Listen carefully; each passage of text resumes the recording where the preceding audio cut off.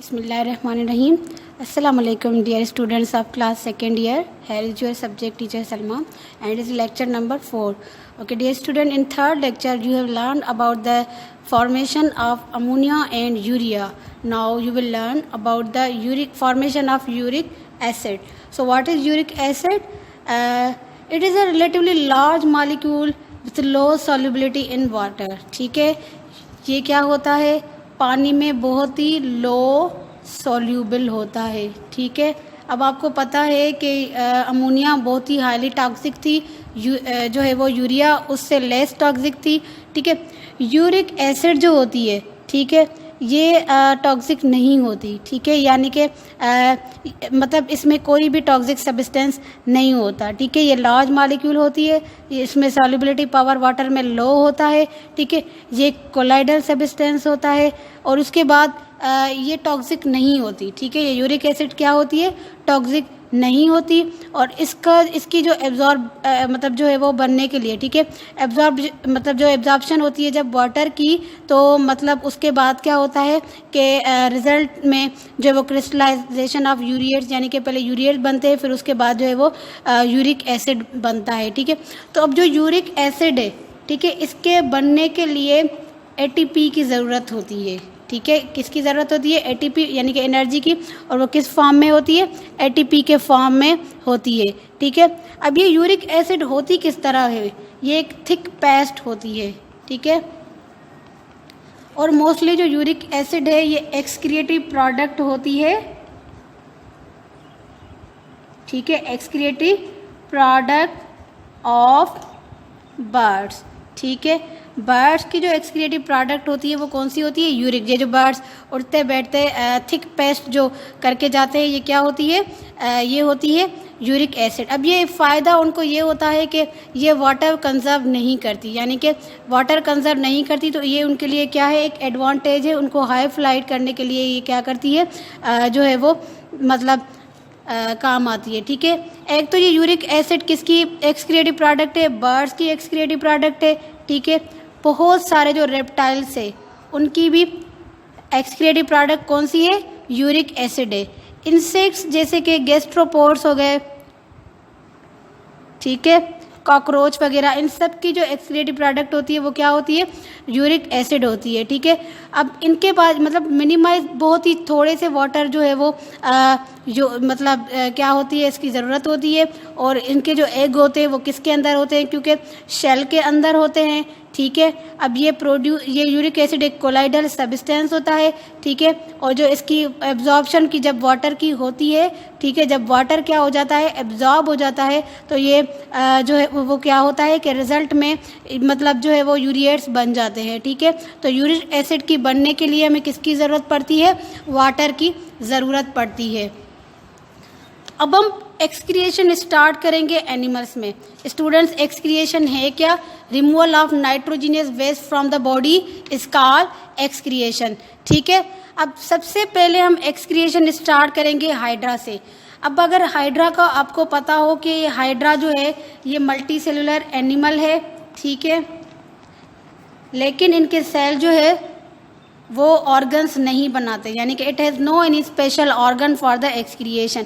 Multicellular organism है, aquatic है, यानी कि कहाँ पे रहता है, ये वाटर में है रहता है. ठीक है, और ये बिलोंग करता है फाइलम नाइडेरिया या सीलेंट्रेटा से. ठीक है, नाइडेरिया से ये क्या करता है, बिलोंग करता है. कौन, हाइड्रा.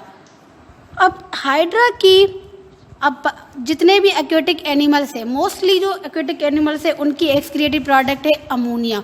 तो हाइड्रा की भी जो एक्सक्रिएटिव प्रोडक्ट है वो क्या है, अमोनिया है. ठीक है, अब आपको हाइड्रा की बॉडी का पता है. ठीक है, इस तरह क्या होती है, हाइड्रा की बॉडी होती है. ठीक है, ये ठीक है, तो ये एक्टोडर्मल सेल है और एंडोडर्मल. तो ये होता क्या है इनमें कि एक्टोडर्मल सेल्स जो है वो डायरेक्ट कांटेक्ट करते हैं किसके साथ, वाटर के साथ, और एंडोडर्मल सेल जो है वो इनर एनवायरनमेंट के साथ.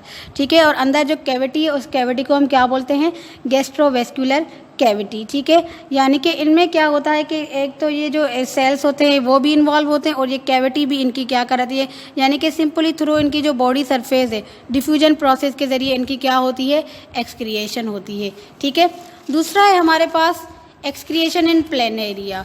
ठीक है, अब प्लेनेरिया आपका आप सबको पता होगा, ठीक है, आपने जो है वो फर्स्ट ईयर क्लास में पढ़ा है कि प्लेनेरिया बिलोंग्स टू फाइलम प्लेटीहेलमिन्थस, या जिसको हम बोलते हैं फ्लैट वर्म्स, ठीक है। लेकिन प्लेनेरिया जो है ये फ्री लिविंग फ्लैट वर्म है, ठीक है। ये क्या है? फ्री लिविंग फ्लैट वर्म है। इसको फ्लैट वर्म क्यों बोलते हैं? क्योंकि इसकी जो बॉडी है, ठीक है, प्लेनेरिया की बॉडी क्या है? डार्सो वेंट्रली, ठीक है, फ्लैटेड है, ठीक है। तभी इसको हम क्या बोलते हैं कि ये क्या है? फ्लैट वर्म है। उसके बाद अब ये जो प्लेनेरिया है, ठीक है, इसकी बॉडी में देखें कि ये बहुत सारी ब्रांचेस बनी हुई है, ठीक है। तो इसका जो एक्सक्रीटरी सिस्टम है, ठीक है, वो होता है टिब्यूलर। टिब्यूलर क्यों बोलते हैं? क्योंकि ये ट्यूब्स का बना हुआ है, ठीक है। अंदर ये क्या है? बहुत सारी नालियाँ हैं जिनको हम क्या बोलते हैं? टिब्यूलर। तो इसका जो एक्सक्रीटरी सिस्टम है वो कौन सा है? टिब्यूलर सिस्टम है, जो कि कंसिस्ट करता है 2 लॉन्गिट्यूडिनल ब्रांचिंग ट्यूब्यूल्स पे, ठीक है। ये कंसिस्ट करता है किस पे? 2 लॉन्गिट्यूडिनल ट्यूब्यूल्स पे, ठीक है। ट्यूब क्यों बोल रहे हैं? क्योंकि एक इस साइड से है ब्रांचेस और दूसरी इस साइड से है, ठीक है। उसके बाद अब ये जो ट्यूब्यूल्स है या एक्सक्रीटरी कैनाल से, ये मतलब इस लेटरल साइड से, अब ये हो गई इसकी डार्सल साइड, ये हो गई इसकी वेंट्रल, और ये जो साइड से ये कौन सी है? लेटरल। तो यानी कि ये लेटरल साइड से होती है, ठीक है। अब उसके बाद ईच जो ट्यूब्यूल होता है, ठीक है, बहुत मतलब उसकी जो लेंथ होती है वो पूरी जो एनिमल की बॉडी होती है उतनी होती है, ठीक है। अब ये जो ईच हर एक जो है, ठीक है, ये ट्यूब्यूल ये हर एक ट्यूब्यूल खुलता है एक्सटर्नल सरफेस की तरफ, बाहर जो सरफेस है उसकी तरफ ये जो ट्यूब्यूल है ये ओपन होता है, ठीक है। और अंदर जो सेल्स है, इन सेल्स का नाम क्या है? मीजनकाइम सेल्स, ठीक है। इनके सेल्स को हम क्या बोलते हैं? इनके सेल्स को हम बोलते हैं मीजनकाइम सेल्स, ठीक है, मीजनकाइम सेल्स। अब देखिए कि ये सेल्स मीजनकाइम है, और इसके बाद ये जो पोर्स है इनको हम क्या बोलते हैं? Excretory pores. अब ये जो प्लेनेरिया के जो एक्सक्रीटरी ऑर्गन्स है इनको हम बोलते हैं प्रोटोनेफ्रीडिया और फ्लेम सेल्स, ठीक है। इनके flame cell, why these are called the flame cells, I will explain this. सबसे पहले इनको हम क्या बोलते हैं? प्रोटोनेफ्रीडिया और फ्लेम सेल। अगर हम इस एक को बाहर निकालें तो इसकी स्ट्रक्चर कुछ इस तरह होती है। इसमें अंदर न्यूक्लियस होता है और कुछ सीलिया भी होते हैं, ठीक है। तो अब देखें कि ये इन सेल्स का काम ये होता है कि ये जो पूरा अंदर से टिश्यू मतलब एक्सक्रीटरी मटेरियल होता है, ठीक है, उसको ये क्या करते हैं? बॉडी में से कलेक्ट करते हैं, ठीक है। ये टफ्ट ऑफ द सीलिया होते हैं। अब ये जो हर एक फ्लेम सेल है, ठीक है, ये इस बात मतलब टिश्यू फिल्ड जो है वो सारा इसमें बात होता है, ठीक है। अब ये जो फ्लेम सेल्स है इसके अंदर ये जो होलो मतलब अंदर से एक कैविटी है। अब ये वर्क करते हैं like the flickering of the flame cell. आपने कैंडल को देखा होगा, जब वो हवा लगती है तो थोड़ी सी यूं यूं होती है, तो ये फ्लेम सेल भी इसी तरह flickering of the flame cell, जैसे ही ये इसके सीलिया बीट करते हैं तो इसमें से जो एक्सक्रीटरी मटेरियल है वो निकल के फिर वो पोर के ज़रिए क्या हो जाता है? बॉडी में से निकल जाता है, ठीक है। अब इसकी एक्सक्रीटरी प्रोडक्ट जो प्लेनेरिया की है वो भी है अमोनिया, ठीक है। अमोनिया जो क्या है? इसकी एक्सक्रीटरी प्रोडक्ट है, ठीक है। अब देखें कि होता क्या है कि ये जो फ्लेम सेल है ये हॉलो होते हैं, इनमें टफ्ट ऑफ सीलिया होते हैं, ठीक है। उसके बाद जो है अमोनिया पूरी डिफ्यूज़ आउट हो जाती है इस टिश्यू फ्लूइड में से और फिर वो यहाँ पे आ जाती है। फिर जब ये flickering like the flame cell करती है तो ये वाटर के साथ अमोनिया जो है वो डिफ्यूज़ होकर प्रोपेल हो जाती है, ठीक है, यानी कि इस एक्सक्रीटरी कैनाल में आती है, फिर इसके ज़रिए क्या हो जाती है मतलब एक्सक्रीटरी आउट हो जाती है, ठीक है। अब देखें कि जब इसकी एक्सक्रिएशन हो जाती है तब इसका वाटर भी जो है वो रीएब्जॉर्ब्ड होता है, ठीक है। वाटर क्या होता है? रीएब्जॉर्ब होता है, यानी कि वाटर की रीएब्जॉर्प्शन होती है, ठीक है।